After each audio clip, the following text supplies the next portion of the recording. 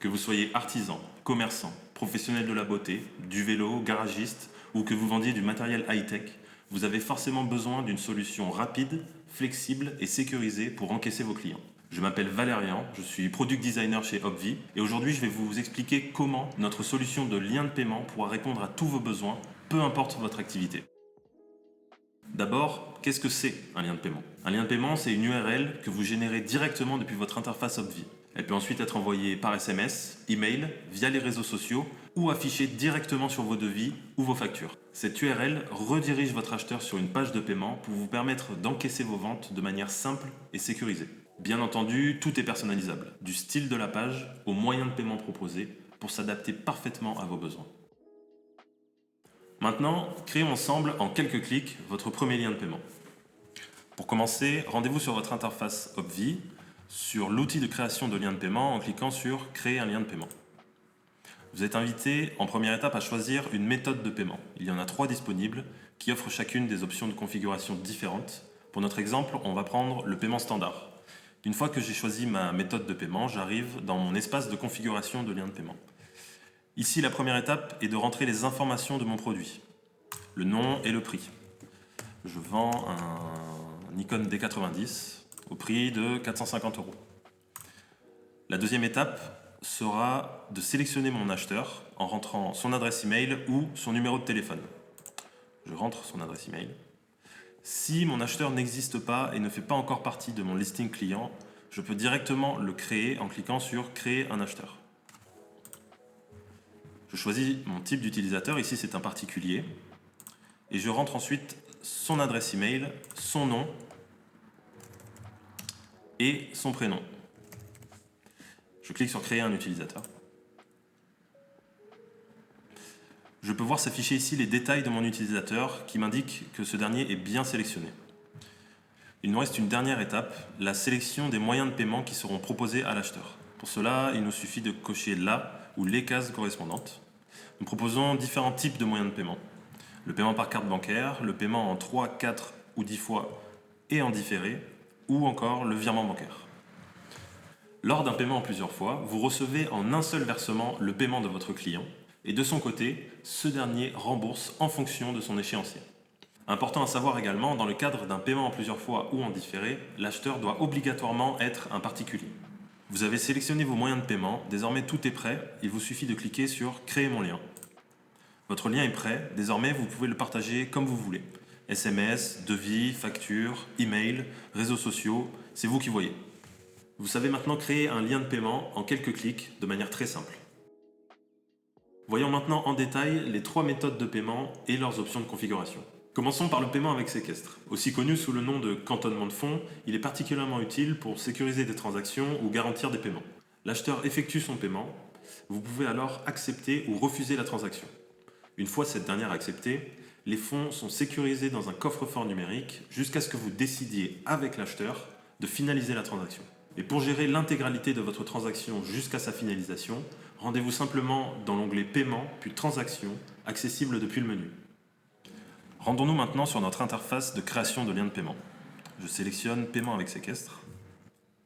À droite, dans le panneau des options, vous trouverez différents éléments de configuration. D'abord, le type de produit.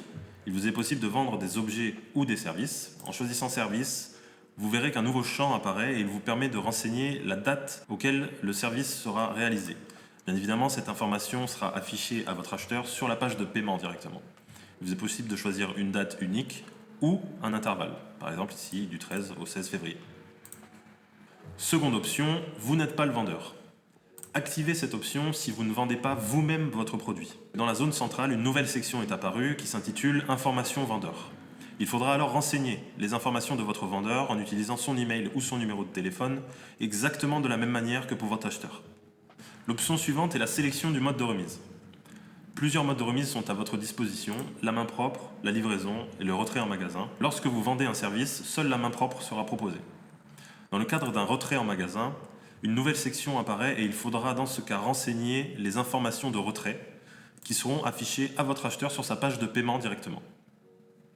En sélectionnant le mode de remise livraison, une nouvelle section apparaîtra et vous aurez alors accès à nos différents transporteurs. Pour personnaliser votre page de paiement, il vous suffit de choisir un thème de page que vous aurez préalablement créé. Et enfin, si vous souhaitez ajouter une photo ou une illustration avec votre produit, activez cette option et vous pourrez simplement ajouter une image à votre produit. Passons maintenant au paiement standard. Avec le paiement standard, vous percevez immédiatement votre paiement. L'acheteur effectue son paiement et les fonds sont directement versés sur votre porte-monnaie Obvi. Vous n'avez rien à faire de plus. En ce qui concerne les options, vous retrouverez les mêmes éléments de configuration que pour les liens de paiement avec Sequestre. La dernière méthode de paiement qu'on va voir est le paiement récurrent. Le paiement récurrent vous permet de recevoir des paiements de manière automatique à la semaine, au mois ou à l'année. Par exemple, si vous proposez un service de location ou un abonnement. Pour le paiement récurrent, l'interface de configuration change un peu. Concernant les informations de produit, nous avons toujours le nom du produit. Donc ici, pour notre exemple, nous allons prendre coaching. Le prix est désormais le montant des échéances, c'est-à-dire le prix que va payer votre acheteur par mois, par semaine ou par année. Et la dernière information nécessaire est la fréquence de récurrence, hebdomadaire, mensuelle ou annuelle. Pour notre exemple, ce sera mensuel. Concernant les informations acheteurs, le fonctionnement est exactement le même que pour le paiement standard et le paiement par séquestre. Il vous suffit de renseigner l'email ou le numéro de téléphone de l'acheteur et de le sélectionner dans la liste. Ces informations apparaissent pour vous indiquer qu'il a bien été sélectionné. Concernant le paiement, actuellement, seul le paiement par carte bancaire est disponible. Dans le panneau des options, vous allez retrouver des éléments que vous connaissez déjà. Par exemple, les thèmes de page ou l'image produit. Ensuite, nous allons retrouver deux nouveaux éléments. La première échéance, qui vous permet par exemple, si dans le cadre d'un abonnement il existe des frais de dossier, vous pouvez modifier le montant du premier paiement de votre acheteur pour y inclure ces frais de dossier. Ici, les montants des échéances de mon abonnement sont à 49,99 €. Par exemple, imaginons qu'il y a des frais d'inscription de 10 €.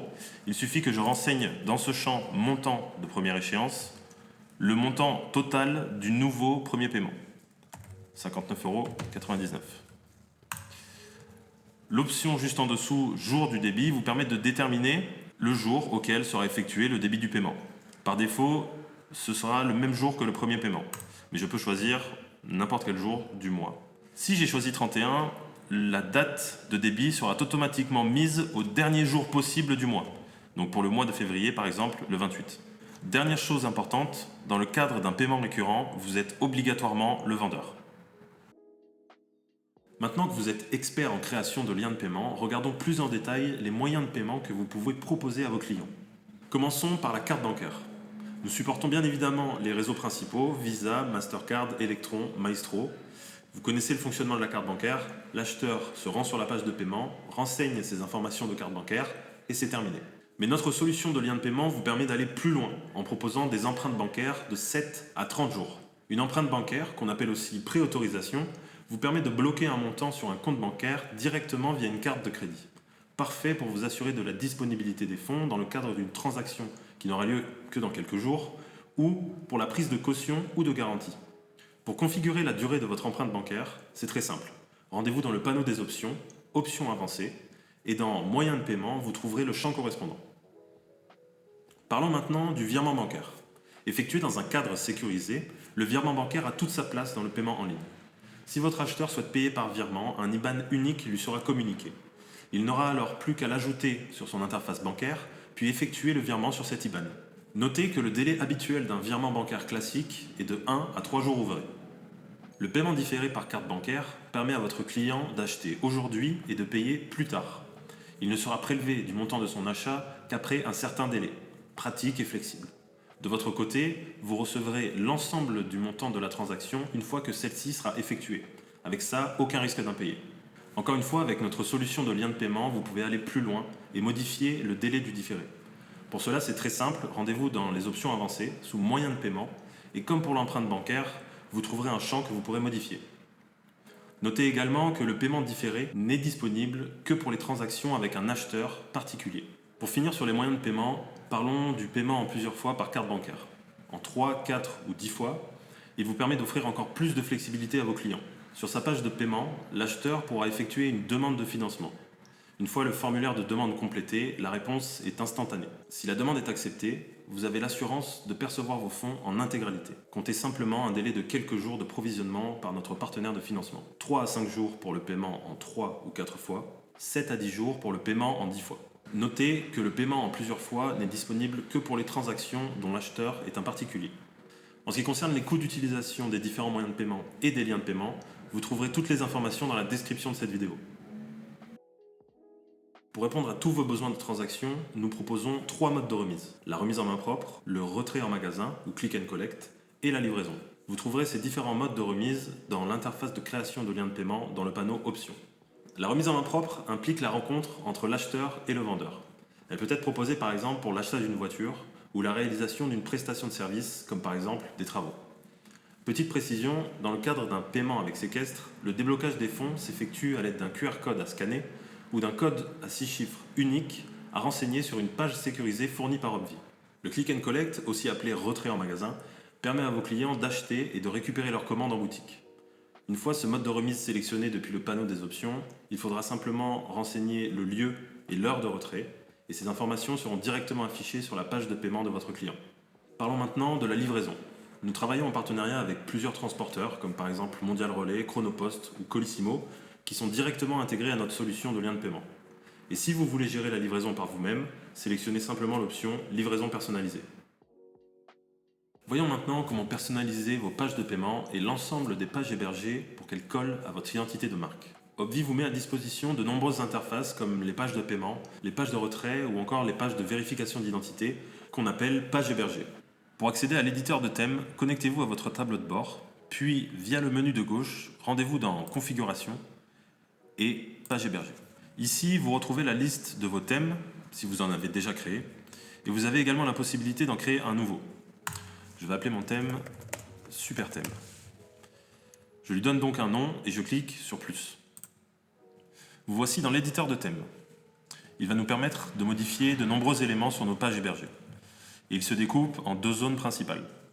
La zone de gauche qui nous permet de modifier toutes les propriétés disponibles et la zone de droite qui est en fait un aperçu en temps réel des modifications effectuées dans la zone de gauche. Créons un thème simple et rapidement utilisable sur nos liens de paiement.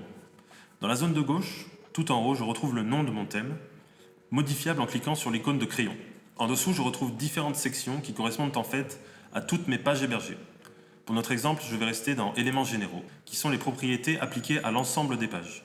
Dans les éléments généraux, on va retrouver plusieurs onglets. Le premier, titre et texte, va me permettre de choisir la typographie et la taille de mon texte. Par exemple, pour le titre,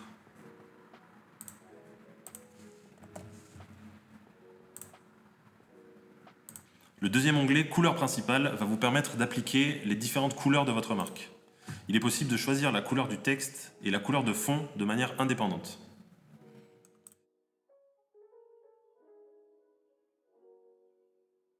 Dans le troisième onglet, je vais pouvoir modifier l'intégralité de mes boutons d'action pour les faire correspondre à mes couleurs principales.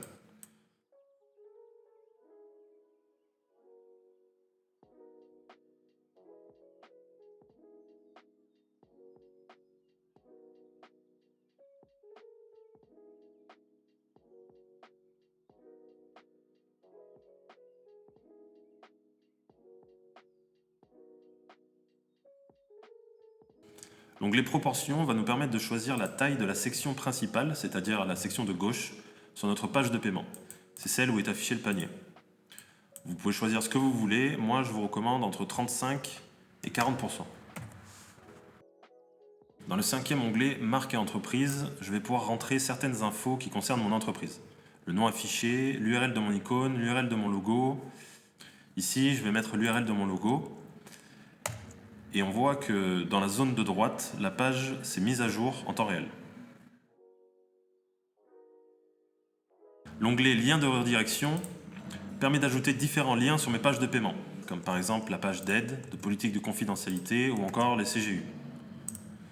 Une fois toutes ces modifications effectuées, il me suffit de cliquer sur Enregistrer, de confirmer l'enregistrement, et ça y est, mon thème est terminé et il est directement utilisable sur mes liens de paiement. Pour rappel, pour appliquer un thème de page à votre lien de paiement, rendez-vous dans le panneau d'options sous Thème de page de paiement. Désormais, vous devriez être capable de créer des liens de paiement personnalisés, parfaitement adaptés à votre usage.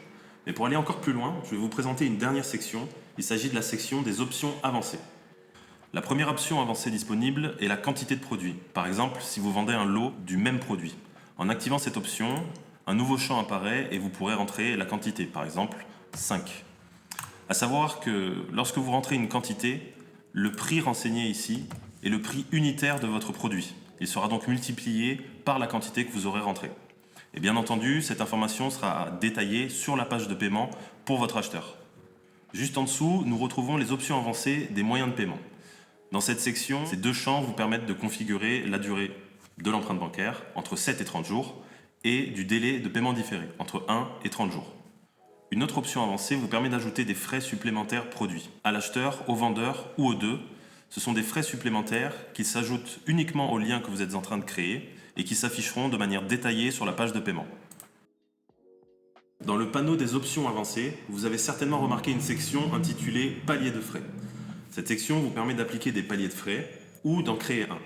La création est également disponible via le menu de gauche dans Configuration, puis Frais de transaction ou Frais de livraison. Commençons par créer un palier de frais de transaction. Ces paliers de frais de transaction vous permettent d'appliquer des frais en fonction d'un certain montant. Ces paliers de frais impactent le virement bancaire et tous les paiements via carte bancaire, y compris le paiement en plusieurs fois et le paiement en différé.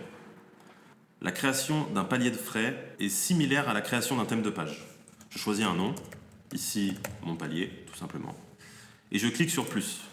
Lorsque vous créez un palier de frais, deux nouvelles règles sont créées par défaut. Une pour la carte bancaire et une pour le virement bancaire. À l'aide de ce bouton, il vous est possible d'en créer d'autres.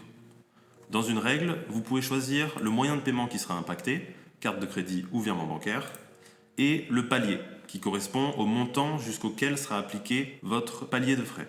Pour notre exemple, ces deux règles suffiront largement. Juste à droite du champ palier, il est possible de plafonner mes frais. Par exemple, je ne souhaite pas qu'ils dépassent 25 €. Dans la section du dessous, je vais pouvoir déterminer les frais qui seront appliqués à mes utilisateurs particuliers, à mes utilisateurs professionnels, aux acheteurs ou aux vendeurs.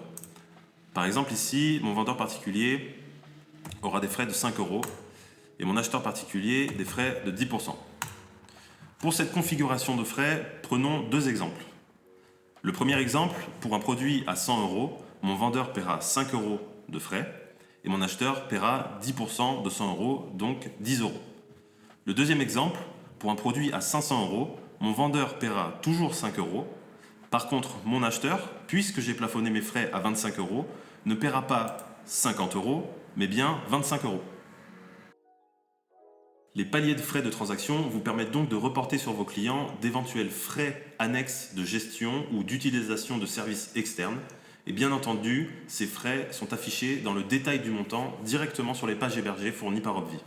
Passons maintenant aux paliers de frais de livraison qui vous permettront de déterminer les frais pour Mondial Relais et Chronopost. Pour créer un palier de frais de livraison, il suffit de cliquer dans les options avancées sur Créer un palier. Cette option de création est également disponible depuis le menu de gauche via Configuration puis Frais de livraison. La création d'un palier de frais de livraison se déroule comme un palier de frais de transaction ou pour un thème de page.